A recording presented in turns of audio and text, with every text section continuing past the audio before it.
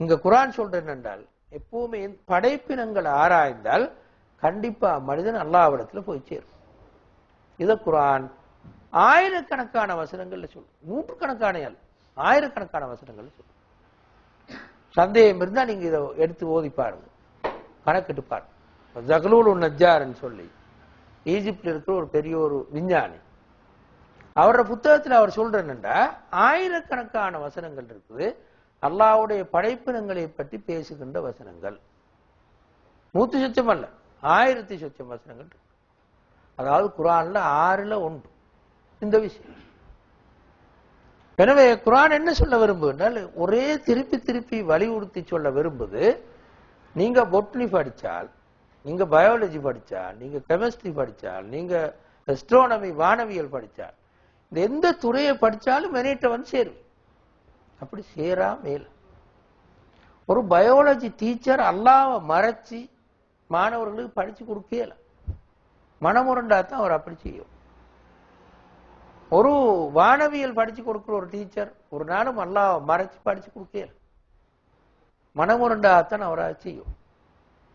எனவே இந்த உண்மையை குர்ஆன் திரும்ப திரும்ப வலியுறுத்தி சொல்றது. ஒரு நாளும் ஒரு நல்ல ஆய்வாளர், ஒரு நேர்மையான இந்த உலகத்தை பற்றி ஆராய்கின்றவர் ஒரு நாளும் ஒரு காபிரா இருக்கேன். கடவுளை ஏற்றுக்கொள்வதில் சில நேரம் பிழைகள் செய்வான், பிழைகள் செய்யலாம். அது இந்த அல்லாஹ்வுடைய தூது வந்தாத்தான் அல்லாஹ்வை சரியா விளங்கலும். ஆனால் கடவுள் ஒருவன் இருக்கிறான் என்று இந்த உண்மையை ஏற்றுக்கொள்ளாத விஞ்ஞானி உலகத்தில் மிச்சம் அருமை. ஆங்காங்கே 1-2 பேர் வேறுபட்டா கிடைப்பாங்க. அதுக்கும் சில வரலாற்று காரணம் இருக்கும், இல்லை அவன் குடும்ப காரணங்கள் இருக்கும். எனவே இந்த உண்மையைத்தான் குர்ஆன் பல இடங்கள்ல சொல்லிக்காட்டு.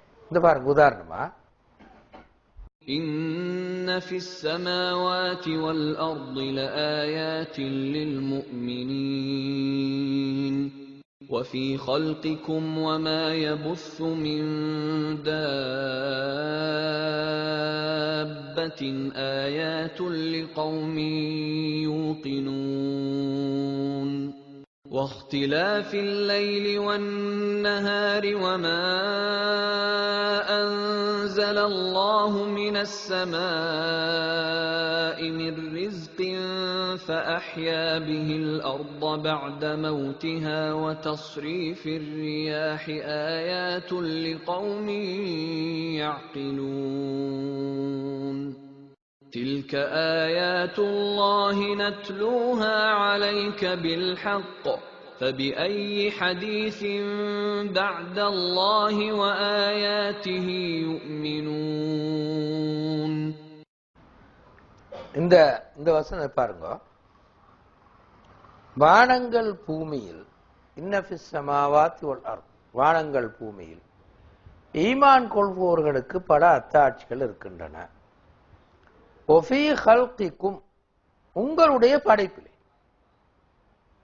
அப்படி மனுஷனை படிச்சு பார்த்தா, மருத்துவம் படிச்ச இன்னொரு மாதிரி சொன்ன படித்தால், ஒமா யபுஸ்ஸு மின் தாப்பா, அவன் பரப்பி விட்டிருக்கின்ற மிருகங்களிலும், ஜூலோஜியை படித்தான், மிருகங்களை பார்த்தால் ஆயாத்துல் லிகௌமி யூகினூன், உறுதியாக ஈமான் கொள்பவர்களுக்கு அத்தாட்சிகள் இருக்கின்றன. வக்திலாஃபில் லைலி வன்னஹார், இரவு பகல் மாறி மாறி வருவதிலும். ஜியோகிராஃபி படித்தார் அல்லது வானவியலை படித்தார். ஒமா அன்ஸலல்லாஹு மினஸ் ஸமாஇ மிர் ரிஸ்கின், அல்லாஹ் வானத்திலிருந்து இறக்குகின்ற உணவிலும். ஃபஅஹ்யா பிஹில் அர்த பஅத மௌத்திஹா, பூமியை அது இறந்ததன் பிறகு உயிர்ப்பிப்பது, அப்படி தண்ணீரை இறக்கி உயிர்ப்பிப்பது. ஒ தஸ்ரீஃபிர் ரியாஹ், காற்று மாறி மாறி அடிப்பது. இதெல்லாமே ஜியோகிராஃபி பாடம். இப்ப சொன்னதெல்லாம் ஜியோகிராஃபி பாடம், புவியியலோடு சம்பந்தப்பட்ட பாடம். ஆயாத்தின் லிகௌமின் யாக்கிலூன், அறிவு உள்ளவர்களுக்கு அத்தாட்சிகள் இருக்கின்றன. தில்க ஆயாத்துல்லாஹ் நத்லூஹா அலைக பில் ஹக், ஏற்கனவே சொன்ன இந்த வசனங்கள் அல்லாஹ்வுடைய வசனங்கள், சத்தியத்துடன் அவற்றை நாம் உங்களுக்கு ஓதி காட்டுகிறோம். ஃபபிஐ ஹதீஸின் பஅதல்லாஹ் வ ஆயாத்திஹி யுமினூன், அல்லாஹ் பிறகு அவன் வசனங்களுக்கு பிறகு எதை அவர்கள் நம்புவார்கள், எதை நம்பிக்கை கொள்ள முடியும்? இப்ப இந்த ஆயத்தை சொல்ற எல்லா பகுதியும் எடுத்து பாருங்க. ஒவ்வொரு தூரார் விஞ்ஞானத்தில் ஒவ்வொரு துறை. எதை படிச்சு பார்த்தாலும் ஆயத்துகள் அல்லாஹ் ஒருவன் இருக்கிறான் என்பதற்கு ஆயத்தில் இருக்கும். இல்லாத ஒன்றுமே இங்க சொல்லப்படல. குர்ஆன் சொல்லும். இன்னொரு பாதியை பாருங்க, இந்த ஆயத்து பாருங்க. وعنده مفاتح الغيب لا يعلمها إلا هو ويعلم ما في البر والبحر وما تسقط من ورقة إلا يعلمها ولا حبة في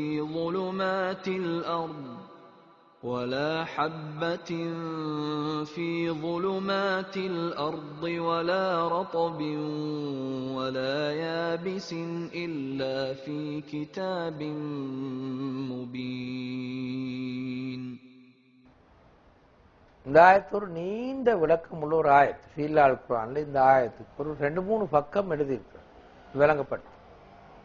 நாங்க இங்க அப்படியெல்லாம் போகல, சும்மா லேசா சொல்லுவோம். இது பாருங்க. வஇந்தஹு மஃபாத்திஹுல் கைப் லா யஅலமுஹா இல்லா ஹு.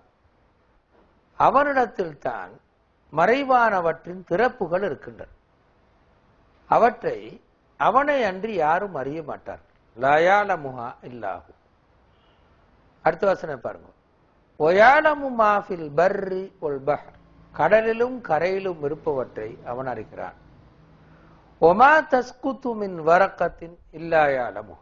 அவன் அறியாமல் ஒரு இலை தானும் விழுவதில்லை, ஒரு இலையாவது விழுவதில்லை அவனுடைய அறிவுக்குட்படாமல். ஒலா ஹப்பத்தின் ஃபீல் உலுமாத்தில் அர்த். பூமியின் இருளின் உள்ளே மறைந்திருக்கின்ற ஒரு விதை. விதை என்ன செய்யும்? பூமியில உள்ளுத்தான் இருக்கும், இருளின் உள்ளே மறைந்திருக்கின்ற ஒரு விதை. ஒலா ரத்துபின் ஒலா யாபிசின். பசுமையான ஒரு பொருள் அல்லது காஞ்சி போன ஒரு பொருள். இல்லா ஃபி கிதாபின் முபீன். மிகவும் தெளிவான அவனுடைய ஏற்பாட்டில் தான் காணப்படுகின்றன. இது என்ன இங்க சொல்ல வரண்டா, ஒரு இலை உருவாக்குவது. நான் இங்க லேசா சொல்றேன், விளக்கமா சொல்ல வரல. ஒரு இலை உருவாக்குறது, பிறகு அது இறந்து போவது. இது என்னது? ஒரு மரம் இருக்கு, அது உயிருள்ள மரம், அப்படித்தானே? மரம் என்றா உயிருள்ள மரம். உயிருள்ள மரம் இருக்கும் போதே செத்து ஒரு இலை விழும், அதாவது உயிருள்ள மரம். அதில் ஒரு பொருள் சாகுது, செத்து விழுது. இதே மாதிரி உயிருள்ள மரம் சாப்பிடுற பொருளை பார்த்தால் தண்ணியோட சேர்த்து, கீழே இருக்கிற தண்ணியோட சேர்த்து இன்னும் பல பொருள் கரைசுகளை சேர்த்து உறிஞ்சி எடுக்கும்.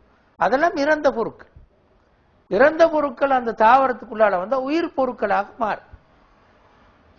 திரும்ப அதில் வார இலை அல்லது அதில் வார பழம், இதெல்லாம் செத்த பொருட்களாக மாறும். கொஞ்சம் காலத்துல படுத்துட்டால் செத்ததாக மாறும். அல்ல நாங்க அந்த இலையை வெட்டிட்டு வந்தால் செத்து போகும். அப்ப இந்த செயற்பாடு அதே மாதிரி பூமி உள்ளுக்கு மறைந்து இருக்கிற ஒரு விதை மெதுவா அது முளைத்து மிகவும் மெல்லிய தண்டோட வரும். அது பூமிக்கு மேலால ஊடறுத்து மேல வரும். இந்த ஒன்றுக்கும், இந்த விதைக்கோ இந்த மரத்துக்கோ இதுகள் எதுக்குமே அறிவு கிடையாது, திட்டமிட்டு செய்வதில்லை. அது எதுவும் ஒரு மரத்தை நாங்க பார்த்தால் அந்த மரத்துல காய் ஒரு பெக் பண்ண மாதிரி இருக்கும். தேங்காய்ன்னு சொல்லி இருங்க, ஒரு மாங்கான்னு சொல்லி இருங்க, அல்லது ஒரு பிலாக்கான்னு சொல்லி இருங்க. இதெல்லாம் ஒரு பெக்கிங், அழகான ஒரு பெக்கிங். அப்படித்தான் நான் சொல்ல வேண்டிய அவசியம் இல்லை. இந்த பெக்கிங் எங்கிருந்து வந்தது? நடத்திக்கல நான் ஃபேக்டரிக்குதா செஞ்சு அனுப்புறதுக்கு மேல இல்லை. இந்த அவ்வளவு செயற்பாடுகளும் ஏதோ ஒரு மறை உண்மையினால் தான் செய்யப்படுகிறது, ஒரு மறை அறிவினால். ஒரு நாளும் அதுக்குள்ளால் இல்லை, அந்த செயற்பாட்டுக்கான ஒழுங்குகள் உண்டும் தாவரத்துக்குள்ளால் ஒரு மறை அறிவு தான் அது காரணம். அதான் நல்லா தொடங்கினான். வைந்தஹு மஃபாத்திஹுல் கைப் லா யஅலமுஹா இல்லா ஹு. அவரிடத்தில் தான் மறைவானவற்றின் திறவுகோள்கள் இருக்கின்றன, அவற்றை அவனை அன்றி வேறு யாரும் அறிய மாட்டார்கள் என்று அல்லாஹ் இதுல இருந்து சொல்லிட்டு தான் திரும்ப மற்ற துண்டெல்லாம் சொல்லி கொண்டு போறேன். அப்ப எனவே இப்படி குர்ஆன் அவனுடைய நீண்ட பல வசனங்கள்ல, ஆயிரக்கணக்கான வசனங்கள்ல இந்த உண்மையை படைப்பினங்களை படித்தால் அல்லாஹ்விடத்துல போய் சேரும். அதுல எந்த விதமான ரெண்டு கருத்துக்கு இடம் இல்லை என்று உண்மையை குர்ஆன் நிறைய இடங்கள்ல சொல்லும். ولو أن ما في الأرض من شجرة أقلام والبحر يمده من بعده 7 أبحر ما نفدت كلمات الله إن الله عزيز حكيم.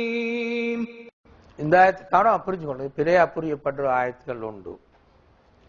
பூமியில் இருக்கின்ற எல்லா மரங்களையும் வைத்து பேனைகள் செய்தாலும் உலவ் அன்னமாஃபில் அர்தி மின் ஷஜரத்தின் அக்லாம், பூமியில் இருக்கிற எல்லா மரங்களாலையும் பேனை செஞ்சால் ஒல் பஹ்ரு யமுத்துஹு மின் பாதி சப்அத்து அபுஹுர், கடல்கள் 7 கடல்களாக இருந்து அதெல்லாமே மையா மாறினாள், பேனை எழுதுற மையாக மாறினாலும் மா நஃபிதத் கலிமாத்துல்லாஹ், அல்லாஹ்வுடைய கலிமாக்கள் வசனங்கள் முடிய மாட்டாது.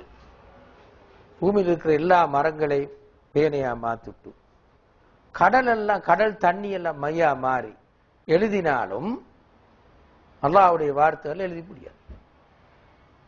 கலிமாத்துல்லாண்ட என்ன? பலரும் விலை கொண்ட குர்ஆன் வசனங்கள். பிலர் குர்ஆன் வசனம் எழுதுறதுக்கு கொஞ்சம் மை இருந்தா போதும், சின்னோர் மை குப்பி இருந்தா போதும். விளக்கம் அல்ல எங்க சொல்ற, விளக்கத்தையா சொல்ற. குர்ஆன் விளக்கம் மனுஷண்ட வார்த்தை, இங்க சொல்ற கலிமாத்துல்லா அல்லாஹ்வுடைய வார்த்தை. அல்லாஹ்வுடைய வார்த்தைகள் 6000 சொச்சம்.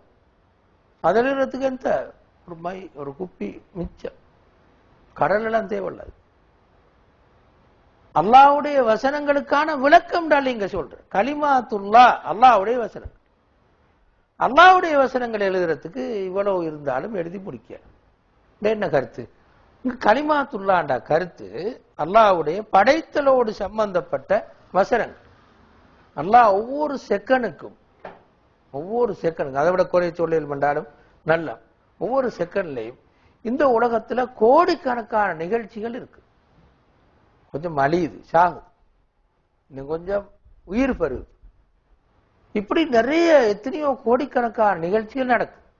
அந்த ஒவ்வொரு நிகழ்ச்சிக்கும் அல்லாஹ் கட்டளை பிறப்பித்துக் கொண்டே இருக்கிறான், கோடிக்கணக்கான கட்டளை. அதை எழுதி முடிக்கலுமா? ஏற்கனவே சொன்னது மாதிரி எங்க ஒரு இலை விழுந்தாலும் அல்லாஹ்வுக்கு தெரியாம விழுகிறது இல்லை. எங்கட தோட்டத்தில் இருக்கிற மரங்கள் ஒரு 100 மரம் இருக்குன்னு வச்சுக்கொள்வோம். அதுல இலை ஒவ்வொன்று விழுந்தா ஒரு நாளைக்கு எத்தனை இலை விடும்? ஒரு நாள் சொல்ல. இது மாதிரி கோடிக்கணக்கான பொருட்கள், கோடிக்கணக்கான விஷயங்கள் இந்த பூமியில வானத்துல முழு பிரபஞ்சத்திலையும் நடக்கும். இந்த விஷயங்களை எழுதி முடிக்கலுமா? ஒரு நாள் முடிக்கல. அல்லாஹ் சொல்ல வாரென்றால் இந்த அல்லாஹ்வுடைய நிர்வாகம் மிக பாரியது, மிகவும் பெரியது. அந்த நிர்வாகம் ஒரு நாளும் எழுதி முடிக்க இயலாத மிக பாரிய மிகப்பெரிய நிர்வாகம் என்று சொல்றதுதான் அல்லாஹு தஆலா இந்த வசனத்தினூடாக எங்களுக்கு சொல்ல வார. ரப்புல் ஆலமீன் என்று ஃபாத்திஹால ஸ்டார்ட் பண்ணு. இந்த கருத்தை அல்லாஹ் சொல்ல தொடங்குறார். அல்ஹம்துலில்லாஹ் ரப்பில் ஆலமீன், உலகங்களின் இரட்சகன், தலைவன், சொந்தக்காரன் அல்லாஹ்வுக்கு அனைத்து புகழும் ஆரம்பிச்சு கடைசி வரை இந்த கருத்தை அல்லாஹு தஆலா நான் ஏற்கனவே சொன்ன மாதிரி ஆயிரக்கணக்கான வசனங்கள்ல சொல்லிக்கொண்டே வார. இப்ப நாங்க அடுத்த பகுதிக்கு வந்தோம். இதை நாங்க விரிவா சொல்லல, எங்களுக்கு டைம் இல்லை. அடுத்தது வரலாறு சம்பந்தமான பகுதி என்று நாங்க பார்த்தால், வரலாற்றிலே நான் முந்தி சொன்னது போல தனிநபர்கள் வரலாறு, சமூகங்களுடைய வரலாறு, நபிமார்களுடைய வரலாறு குர்ஆன்ல நான் காட்டுறோம். உதாரணத்துக்கு இந்த சூறாக்கள் சொல்லலாம். இந்த சூறாக்கள் மட்டுமல்ல, உதாரணத்துக்கு இந்த சூறாக்கள் சொல்லலாம். சூரத்து ஹூத், ஷுஆரா, அன்பியா, நம்ல், சாஃபாத், சாத் பிரதானமான சில சூறாக்கள். நபிமார்களோட வரலாற்றை அதிகமாக கொண்டிருக்கிற பிரதானமான சில சூறாக்களை தவிர இதுதான் இதோட முடிஞ்சுன்னு கருத்து இல்லை. இந்த சூறாக்கள்ல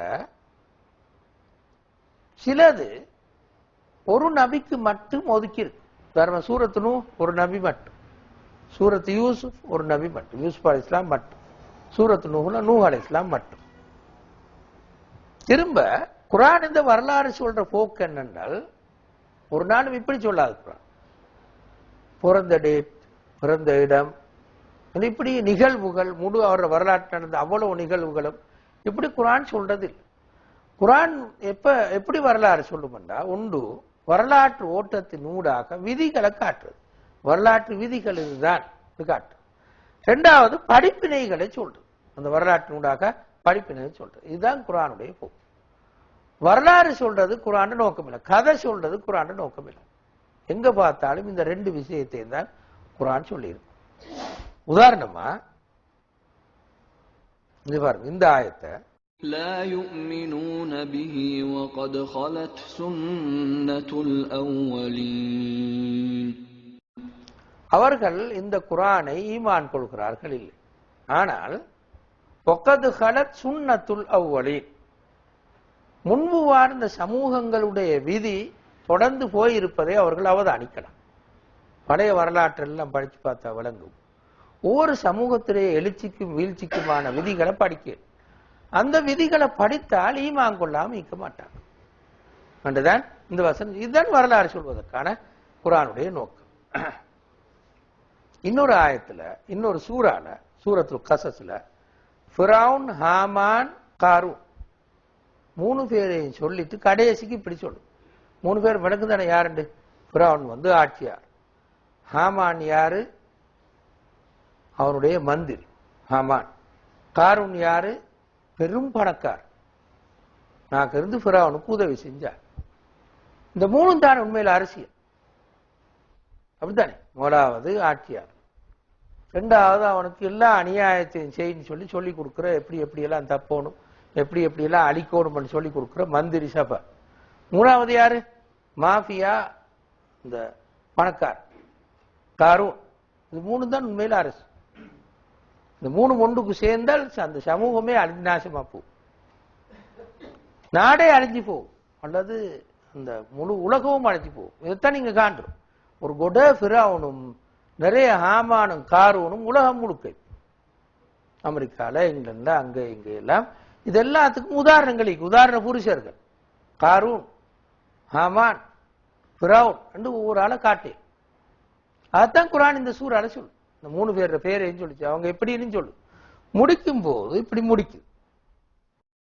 تلك الدار الآخرة نجعلها للذين لا يريدون علوا في الأرض ولا فسادا والعاقبة للمتقين.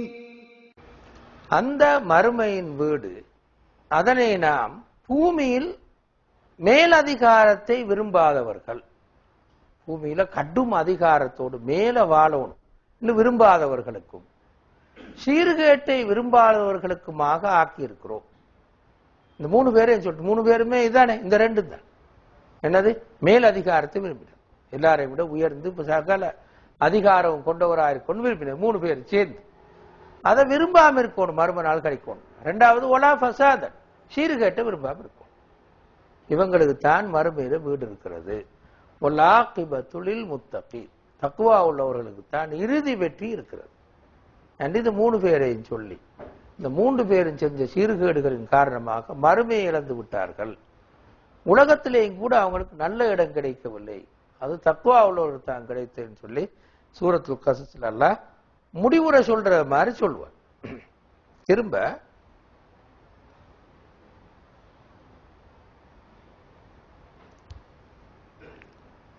இதையும் நாங்க இந்த டைம் போடனால சுருக்கமா சொல்லுவோம். மீள் எழுப்பப்படலும் கூலி வழங்கல்.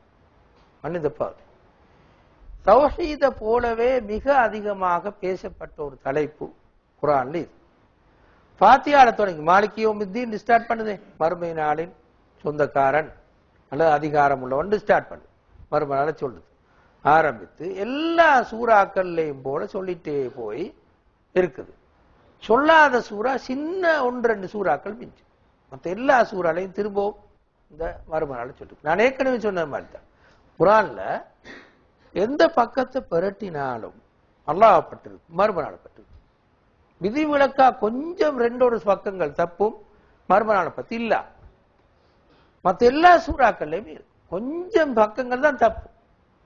அல்லாஹ் பத்தி இல்லாத பக்கம் இல்லை, மறுமை நாளை பத்தி இல்லாத பக்கம் அருமை மிச்சம் குறம்.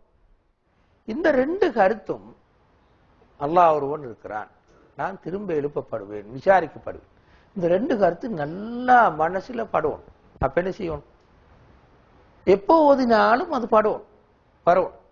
அப்ப அல்லாஹ் தஆலா இப்ப உதாரணம் நான் ஏற்கனவே சொன்ன மாதிரி தான். இன்றைக்கு ஒரு ஆள் சூரத்தில் பாத்தியா உதாரணமே ஒரு முறையில் ஓதுவோம், எத்தனையோ முறை ஓதுவோம். மாலிகி யௌமித்தீன் சொல்லுவார், மறுநாள் ஞாபகத்துக்கு வரும்.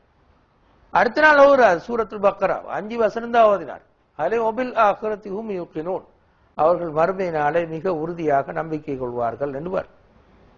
இப்படி மர்ம நாளை பத்தி சொல்லாத சூறாக்கள் மிக அருமை என்று சொல்ற அளவுக்கு குர்ஆன் மர்ம நாளை பற்றி மிகவும் அதிகமாக சொல்லு என்றதை நாங்கள் காண்றோம். சொல்ற அமைப்பு என்னது? இதை நாங்க விரிவா சொல்றதுக்கு எங்களுக்கு டைம் இல்லை. ஒன்று, மர்ம நாளை சொல்லும் போது ஆதாரங்கள் சொல்லும். தர்க்க ரீதியாக, பகுத்தறிவு ரீதியாக, விஞ்ஞான பூர்வமாக ஆதாரம் சொல்லும். திரும்ப உலக அழிவை சொல்லும், மர்ம நாளை சொல்லும். அதையும் அதே மாதிரி தர்க்க ரீதியாக, விஞ்ஞான பூர்வமாக உலக அழிவை சொல்லும். திரும்ப சொர்க்க நரகத்தை சொல்லும், திரும்ப மகஷர் வெளியை சொல்லும். இந்த 4 விஷயங்களையுமே இந்த நான் ஏற்கனவே சொன்ன மாதிரி ஆதாரபூர்வமா, தர்க்க ரீதியா, விஞ்ஞான பூர்வமா தான் 4ஐயுமே சொல்லும். அதுக்கு நல்ல உதாரணம் தான் ஜுஸு அம்மா. ஏனைய சூறாக்களும் அப்படித்தான். உதாரணம் ஜுஸு அம்மா. நீங்க இதை படிச்சு பார்த்தால் அதை உங்களுக்கு விளங்கும். வெறும் மொழிபெயர்ப்பு மட்டும் பார்த்தா அது கொஞ்சம் விளங்குடைய சிரமமா இருக்கு. கொஞ்சம் நுணுக்கமாக பார்த்தால் நாங்கள் இதை பார்க்கலாம்.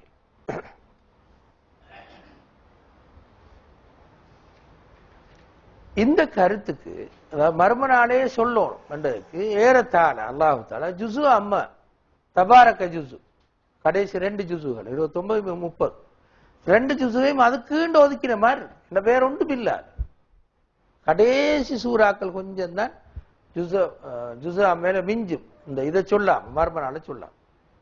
மற்ற எல்லா சூறாக்களும் 37 சூறால கடைசி 10 சூறாக்கள் 1-2 தான் மர்ம நாளை சொல்லாம இருக்கு. மற்ற எல்லாமே சொல்லும். தபாரக ஜுஸுல 11 சூறா, 11 சூறாலையும் மர்ம நாளை பத்தி இருக்கு.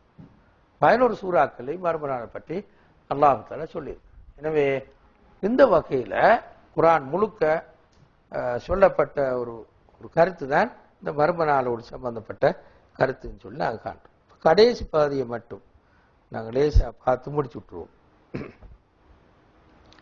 சட்டம் சொன்னதை நாங்க பார்த்தால் எல்லா வகையான சட்டங்களையும் சொல்றது. இது ஒரு பாது. நாங்க இதை விவரிச்சு சொல்ல டைம் போதும், அதனால நாங்க அதை விவரிச்சு சொல்லல. 2வது, வெறுமனே சட்டங்களை சொல்லாமல் 2 விஷயங்களை சேர்த்து சொல்றது. ஒன்று ஆன்மீக பின்னணியை சொல்றது. 2வது, ஏன் அந்த சட்டங்கள் வந்தது, ஏன் அல்லாஹ் அந்த சட்டங்களை போட்டான் என்றதையும் குர்ஆன் சொல்றது. இதுக்கு ஒரு உதாரணத்தை மட்டும் நாங்க சொல்றோம்.